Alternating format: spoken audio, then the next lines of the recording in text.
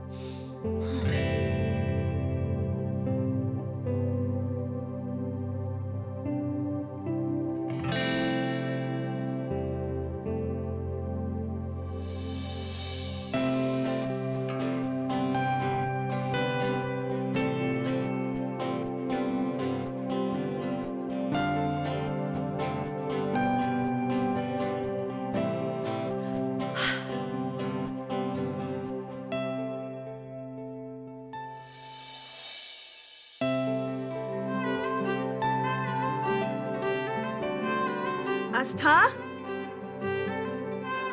আরে আস্থা অ' বা কি হল এনেকৈ শুই আছা যে নাই পঢ়ি আছিলোঁ কেতিয়া টোপনি আহিলে গমেই নাপালোঁ বাৰু হেৰি তুমি ৰাতি কি বনাবানো মানে আলু পৰঠা বনাব জানানে জানো ইউটিউবত চাই চাই ঘৰত কেইবাদিনো বনাইছোঁ বঢ়িয়া শুনা না ৰাতি তুমি আলু পৰঠা বনাবা দেই ঠিক আছে হ'ব বঢ়িয়া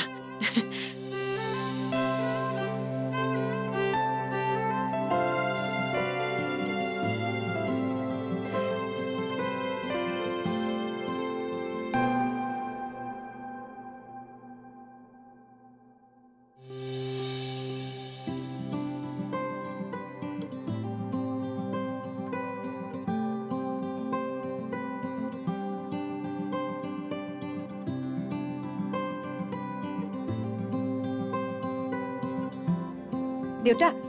আজি কি ৰান্ধিম মোৰ কথা চিন্তাই কৰা নাই ৰবা মাৰৰ কথাই চিন্তা কৰিছো মাৰৰ ৰাতিও একো নাখালে অলপ শিঙি মাছকে আনো নেকি বেমাৰী মানুহ অলপ জোৰ পাব তুমি ৰান্ধিব জানিবা নহয় জানো জানো নৰসিংহ আৰু ভেদাইলতাৰ জোলকণ খাবলৈ বৰ সোৱাদ হয় আমাৰ ঘৰৰ সকলোৰে প্ৰিয় বঢ়িয়া বঢ়িয়া মই বাৰু সেই ল'ৰাটোক মাছকেইটা দি যাবলৈ ক'ম দেই ঠিক আছে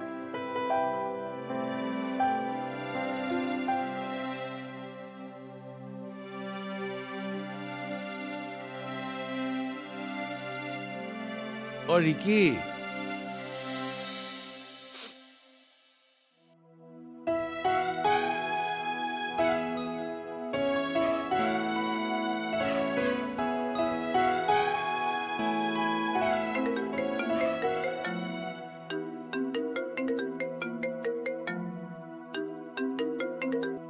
হেল্ল' হেল্ল' দাদা কওক আজি গৈ আছো তোৰ ইয়াত ৰৈ যোৱা কিতাপখিনি লৈ যাম আহিবি আহিবি কিবা খাবি নেকি নালাগে দে নহ'লে শুন না মায়ে বনোৱা আচাৰ অলপ লৈ আহিবি এওঁলোকৰ ঘৰৰ আচাৰবোৰ খাই কিবা ভাল নালাগে হ'ব দে আহিবি মাছ বেপাৰীয়ে দি থৈ গৈছে জীয়াই আছে একেবাৰে তুমি মাছ বাচিব জানা ন মই কিন্তু নাজানো দেই লোৱা এতিয়াৰে পৰা সম্পূৰ্ণ খণ্ড উপভোগ কৰক কেবল টিভিত ৰং চেনেলত